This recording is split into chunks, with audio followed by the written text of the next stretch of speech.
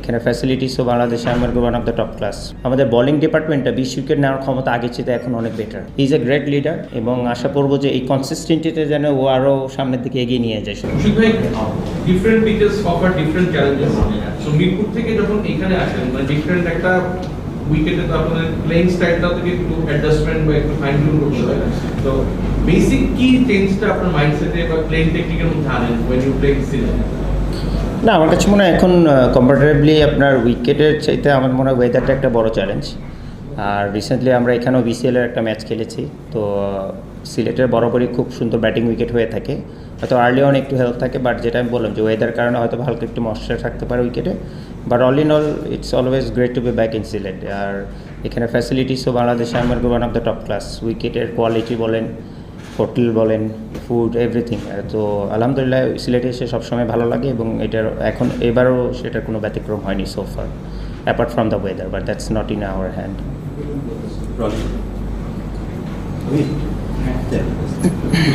আপনি এত বছর ধরে খেলছেন, অনেক কথা আমাদের দেখেছেন, you have been through everything Bangladesh ক্রিকেটে।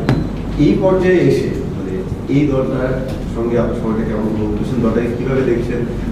অনেক জয় পরাজয় সাক্ষী ছিলেন, গত ম্যাচে জয়টাকে কীভাবে দেখছেন? সব কিছু মিলে সামাপ করে যে এখনকার দিবেন আবহাওয়াটা কেমন বা কেমন?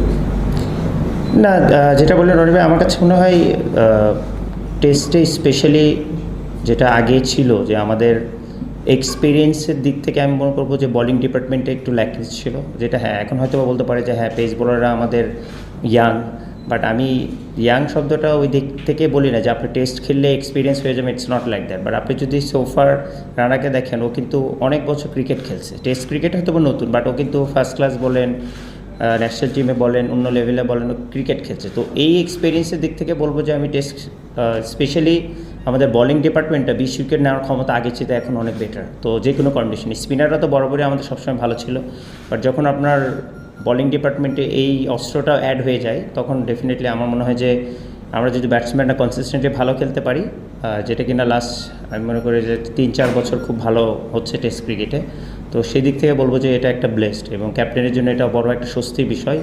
যেটা আমি যখন ক্যাপ্টেন ছিলাম হয়তো আমার কাছে ব্যাটসম্যান ছিল, বাট 20 উইকেট নেওয়ার মতো এরকম 4 জন বোলার ছিল না, আমার কাছে হয়তো এক মোড়ে 2 জন ছিল, তো আমার জন্য ডিফিকাল্ট হয়ে যেত।